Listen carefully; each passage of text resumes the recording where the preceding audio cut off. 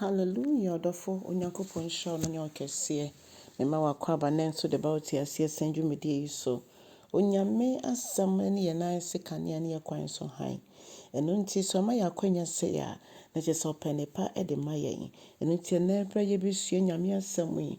E di etu anamo akọ miamia ye beko bia yi. Erade ndom yen. Ye nyanti asie wona asem nyame nkronkron. Ye dan wo se wo nyame obekra ye nso ye homa asem.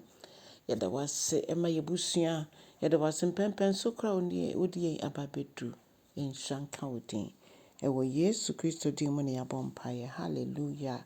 Odofo ye befa ya kenkan sam efi Galatifo matimienu chichimu eduenu ene eduenu ba kono. Mama yentie Awurade asem. Ose na yabo me ni Kristo asennuemu. Enti asia mbiti enye me biom na mom Kristo Yesu otimi mu na enkwa me anasa brabo a mebo ne sese no me mono honemu. Afei me ti gidie a enam Onyankopɔn eba ba akopɛ no so ono a ɔdɔ me na ɔde ne ho ema me. Ne senti minto adom no entwene wo kwan bia so. Se teneye ebeba a enam mmra so. Se na mmra so a enka Kristo Yesu wo bewuye no enka ayekwa. Odofo enso enne yehu ne se edidifo bebre da so gina mmra no so. Galatifo mo ka kyen se kana mmra no nko adia enka Kristo Yesu ni wu a owuye no wewu no kwa. We di adanse se mmra no entime ngiyen. Kristo Yesu ena ba be hye mmra no ma. Se de be obedom ye nkronkron ho den ma yetime de aye asem na yefo. Na ne kenyina ne se abrabo bia ye bo no Kristo Yesu no obofa ye mu. Empo ni wa owuye no ye nti no owuye ne senti Bible say ye ni no ewu ne ye ni no nso asan asore. Eno nti na Bible cho ye nse so bi o Kristo mu a no ya bode foforo niam dada ne nyina etwem na niam nyina ye foforo.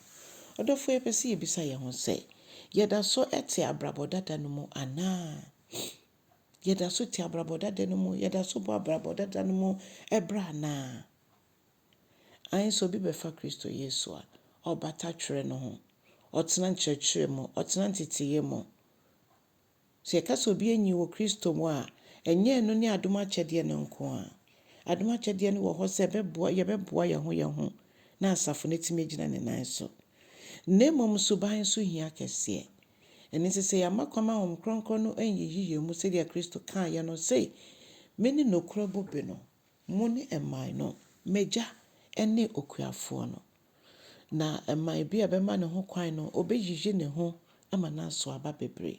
Odofo yiyi ho no nya bra eye betesa ebra ye nam nsohwem ya na mamanie mu ye kwadande bi da ye nso nyina eye bra ye yiyi ye ho ti yetimi gina Bible say ye beso aba bebre if say ya ho ode ne fi Kristo Yesu mu ene eba ye nso ye nchen enye ya ho ode inti no etwa se ye bompa ma ye ho instead say ye be condemn ye ho esie hu se ebi gidie ewo soro chen bi ebi timi so asem no mo entem chen bi na etimi aboa ye ho ma ye nyina yetimi agina eni se mmra ye bi na me hu se wo me ho a etwa se me bo ho mpaye na nyame nkronkron ma ahoden ma yetimi bo bra no fa Kristo Yesu mu no o ma ye mu ahoden o se enya de a meyi adom ne sin chen kwan bia so efi se me ne nyina be di adanse ense se nye Kristo Yesu na adom a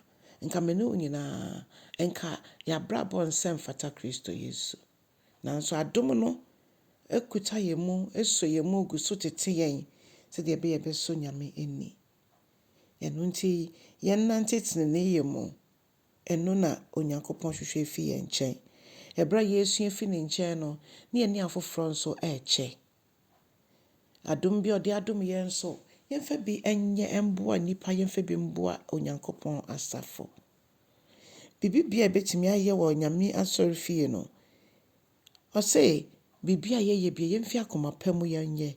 Si yɛyɛ ama Awurade na yɛnyɛ ma nipa. To de bia na sikasɛm, taitesɛm, ne ɛkeka no abɛyɛ ade soa ama ebinom.